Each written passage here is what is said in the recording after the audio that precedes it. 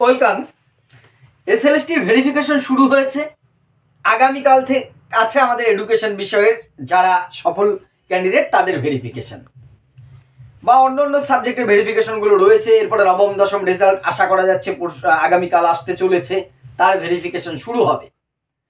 Verification নিয়ে কি কি তথ্য নিয়ে যাব আগে বললেও শেষ মুহূর্তে একবার অনেকেরই জিজ্ঞাসা করেছে স্যার কি কি নিয়ে যাব, একবার ঝালিয়ে নেওয়া যাতে আমরা অসুবিধায় না পড়ি। ওখানে যে অকারণে এক গাদা ফাইল ভর্তি কাগজ নিয়ে গেলাম, তারপরে সেখানে যে সেখান থেকে 4টে বা 5টা ডকুমেন্ট চাইছে সেইগুলো আলাদা করাচ্ছে, আপনি আগে রেডি করে নিয়ে যাবেন কোনগুলো। প্রথমেই বলছি যে ইন্টিমেশন লেটারটা আপনি যে ডাক পেয়েছেন সেইটা কিন্তু বাইরে আলাদা রাখবেন, হাতে নিয়ে ওটা দেখে আপনাকে কিন্তু ঢুকতে দেবে। যে লাইন করে যারা দাঁড়াচ্ছেন দেখতে পাচ্ছেন বিভিন্ন ছবি মিডিয়াতে বা সোশ্যাল মিডিয়াতে প্রার্থী সফল প্রার্থীরা, তারা কিন্তু সেই ইন্টিমেশন লেটারটা ওইটা দেখে আপনাকে কিন্তু ভেতরে এন্ট্রি দেবে। ওইটাই আপনার মনে করুন একরকম অ্যাডমিট ভেতরে ঢোকার জন্য। ওইটা দেখলে আপনি অ্যাডমিশনটা ভেতরে পাবেন, এইটা ফার্স্ট লাগছে। এবারে তার বাইরে যেটা যে এসএসসি যে লিস্ট দিয়েছে, আমি আগে বলেছি একটা ভিডিওতে, আবার বলে দেবো আজকে, যে 5টা 6টা ডকুমেন্টসের কথা বলেছে সেইগুলো একই বলছি, 1 কপি অন্তত জেরক্স আর একটা অরিজিনাল, দুটোই আলাদা সেট রাখবেন। আমার পরামর্শ আজও থাকবে আপনি 2 সেট জেরক্স রেডি করে রাখুন, পরেও লাগতে পারে, 1 সেট ওখানে লাগবে। দুটো আলাদা জেমস ক্লিপ দিয়ে দুটো সেটকে অরিজিনালগুলোকে পরপর সাজাবেন, জেরক্সগুলোকে পরপর সাজাবেন। কি অর্ডারে সাজাবেন সেটা আসছি, আপনি দুটোকে জেমস ক্লিপ দিয়ে বা আলাদা করে রাখুন। আর যে জেরক্স কপিগুলো সেগুলো সেলফ অ্যাটাচ, সেটা তো নিজে শুধু সিগনেচার করে দেবেন, যা কিছু আছে সেখানে নিজের সিগনেচারই এনাফ।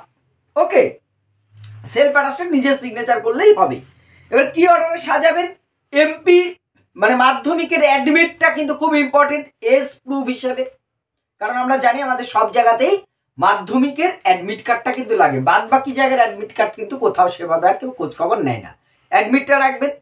আর আমাদের বিশেষ করে যারা অনার্স পিজির জন্য যাচ্ছি, তাহলে আমাদের কিসের সার্টিফিকেটটা দেখবে, পিজির পোস্ট গ্রাজুয়েট। কালকে যারা এডুকেশন বা পলিটিক্যাল সায়েন্স যারা যাবেন, আমি এডুকেশনের ছাত্র হিসেবে এডুকেশনের কথাই বলছি, সেখানে এডুকেশন আপনি যে পোস্ট গ্রাজুয়েটটা করেছেন সেই সার্টিফিকেটটা রাখবেন। এই দুটো সার্টিফিকেটটা মেন লাগছে। এর বাইরে কি লাগছে, আপনার বিএড এর সার্টিফিকেটটা লাগবে এবং বিএড এর এনসিটি অ্যাপ্রুভাল আছে কিনা কলেজটার, সেই সার্টিফিকেটটা খুব খুব ভ্যালুয়েবল। কিন্তু বিশেষ করে যারা বাইরের থেকে বিএড করেছেন বা বেসরকারি কলেজ থেকে বিএড করেছেন, একটু আননোন জায়গা হলে তো তারা খুব ভালো করে নিয়ে যাবেন এবং সে কিন্তু খুব খুঁটিয়ে খুঁটিয়ে দেখছেন। কারণ আপনারা জানেন এইগুলোর ক্ষেত্রে অনেক সময় ভুল তথ্য, বিশেষ করে যেহেতু ফেক জিনিস অনেক ধরা পড়ছে, খুব স্বাভাবিকভাবেই ভুয়ো তথ্য বের করার জন্য আপনি কিন্তু মাস্টার ডিগ্রি যদি বাইরের কোনো ইউনিভার্সিটি থেকে করেন, এমন বেসরকারি ইউনিভার্সিটি, সেক্ষেত্রেও কিন্তু তার ইউজিসি অনুমোদিত সেই সার্টিফিকেটটা কিন্তু নেবেন, সেটা কিন্তু খুঁটিয়ে দেখবে। আবার বলছি এটা। এবং কাস্ট সার্টিফিকেট, এই কাস্ট সার্টিফিকেট পরপর এইভাবে সাজাবেন কিন্তু এগুলোকে। কাস্ট সার্টিফিকেট যারা বিভিন্ন কাস্ট রিজার্ভে আছেন, খুব ইম্পর্টেন্ট, খুব ইম্পর্টেন্ট। ওবিসি যারা, একটা প্রশ্ন অনেকেই করেছেন, ওবিসিটা নতুন পুরনো দুটোই সাথে রাখবেন। আর এমন অনেকের আছে হয়তো পুরনোটা জমা দিয়েছেন, নতুনটা হাতে পাননি, তাহলে পুরনোটার জেরক্স বা অরিজিনাল যা আছে নেবেন। আর জমা দেওয়ার সময় যে রিসিপ্টটা আপনার কাছে আছে যে আপনি অ্যাপ্লাই করেছেন, সেইটা সাথে করে নিয়ে যাবেন, তাহলেও কিন্তু হবে, দুশ্চিন্তার কোনো কারণ নেই। ফ্রেশাররা মোটামুটি এই ডকুমেন্টসগুলো রাখার সাথে সাথে যারা ইন সার্ভিস আছেন তাদের এক্সপিরিয়েন্সের যে ডকুমেন্টস সেটা এর সাথে কিন্তু রাখবেন। এবার আসছি এক্সপিরিয়েন্সের ক্ষেত্রে কি হবে। আর আরেকটা কথা বলি, বিএড এর ক্ষেত্রে কিন্তু মার্কশিটটা দেখবে লাস্ট, এবং এনসিটি অ্যাপ্রুভালটা কিন্তু খুব গুরুত্ব দিয়ে দেখছে। আবারও মনে করিয়ে দিলাম, এনসিটি যে অ্যাপ্রুভ আছে আপনার কলেজটার সেই সময়কার, সেইটা কিন্তু দেখবে। ইন সার্ভিসদের ক্ষেত্রে কিন্তু কয়েকটা জিনিস খুব গুরুত্বপূর্ণ, এদের আপনাদের কিন্তু আরো বেশি চেক করবে। আর এডুকেশনের তো স্বাভাবিক, কারণ আমরা জানি, আমি এর আগে ভিডিও করেছি, আপনারাও জানেন, আমার ভিডিওর অপেক্ষা রাখে না, যে বহু কিন্তু ভুয়ো এক্সপিরিয়েন্স নম্বর 26 জন অলরেডি প্রথম 3 দিনেই হাতে নাতে ধরা পড়েছে। অনেকে অনুপস্থিত হচ্ছে এর পরের থেকে, কিন্তু আপনারা যারা জেনুইন তারা লাস্ট পে স্লিপটা, অর্থাৎ লাস্ট মাসের পে যেটা পেয়েছেন, এটা নভেম্বর চলছে, আপনি অক্টোবরের পেমেন্ট পেয়েছেন, সেই লাস্ট পেমেন্ট পে স্লিপটা এখন তো জানেন আপনারা ওয়েবসাইট থেকে বের করা যায়, এটা তো আপনাদের নতুন করে বলবার নেই, সেটা অবশ্যই সাথে রাখবেন। লাস্ট পে স্লিপটা যেমন রাখবেন, আপনার অ্যাপ্রুভাল কপিটা যে স্কুলে পড়িয়েছেন তার যে জয়েনিংয়ের পরে অ্যাপ্রুভড হয়েছে অ্যাপ্রুভাল, এসব বিষয়ে আপনাদের আমাকে জানানোর দরকার নেই।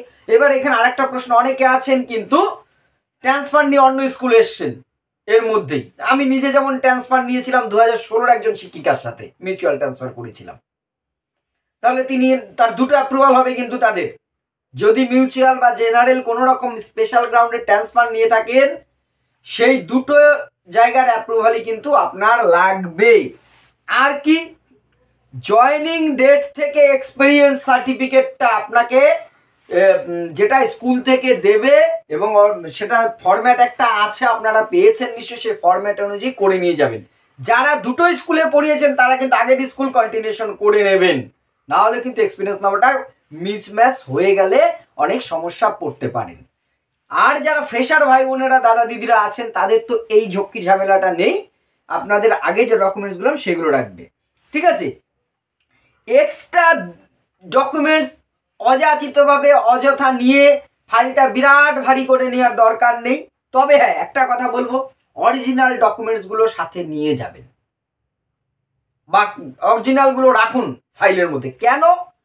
অরিজিনালগুলো কিন্তু বাই চান্স বললো এইটার একটা জেরক্স লাগবে, আপনি দূরের থেকে গেছেন, আপনার মনের যেন একটা সান্ত্বনাও কিন্তু দরকার, লাগবে না এই বাবা এইটা চাবে না তো, এটা তো রেখে আসলাম, এই যে টেনশনটার থেকে মুক্ত হতে আপনি কিন্তু অরিজিনালগুলো সাথে রাখবেন, নিজে নিয়ে যান, যত্ন সহকারে রাখুন, আপনাদের সেটা বলবার কিছু রাখে না। আর লাস্ট এটা বলবো, আগের দিনও বলেছি, এটা কিন্তু ইন্টারভিউ নয়, পার্সোনালিটি টেস্ট নয়, ড্রেস কোড মেনটেন করে যাওয়ার কোনো দরকার নেই। আপনি আপনার পছন্দসই নিশ্চয়ই আপনি শালীন পোশাক পরবেন, এটাই স্বাভাবিক, সেটা নিয়ে কোনো বলার নেই। এটা আপনাকে সেই পার্সোনালিটি টেস্ট বা ইন্টারভিউ তার মতন করে সেই ড্রেস কোড মেনটেন আপনি শুনেছেন বা জেনেছেন, আপনার ইন্টারভিউ যারা দিয়েছেন বা নতুন দেবেন এইভাবে যেতে হয়, সেইভাবে যাওয়ার কিন্তু প্রয়োজন নেই। আপনি নর্মাল ফর্মাল যেভাবে যাওয়ার সেইভাবে যান, তাহলেই হবে। তাহলে এমপি পিজি আর যখন পাস স্কেলের মানে 9-10 আসবে তাদের ক্ষেত্রে অনার্স বা গ্র্যাজুয়েশনের যেটা আছে এই ডকুমেন্টসগুলো নেবেন, বিএডের সার্টিফিকেট, মার্কশিট, এনসিটি অ্যাপ্রুভালটা নেবেন, কাস্ট সার্টিফিকেটটা নেবেন, ঠিক আছে। আর আইডেন্টিটিটা একটা বললাম, আইডেন্টি কার্ড নিয়ে যাবেন কিন্তু সাথে, তার মানে আধার, প্যান, এই ধরনের ডকুমেন্টসটাও কিন্তু সাথে থাকবে। আর এক্সপিরিয়েন্সের বিষয়গুলো আপনারা সঠিকভাবে নিয়ে যান। 1 কপি অরিজিনাল রাখুন, 1 কপি কমপক্ষে জেরক্স আলাদা করে সেট করে রাখুন। আপনাদের যাত্রা শুভ হোক, সব শুভ হোক, সেই শুভ কামনাটা আমার দিক থেকে রইল। ধন্যবাদ।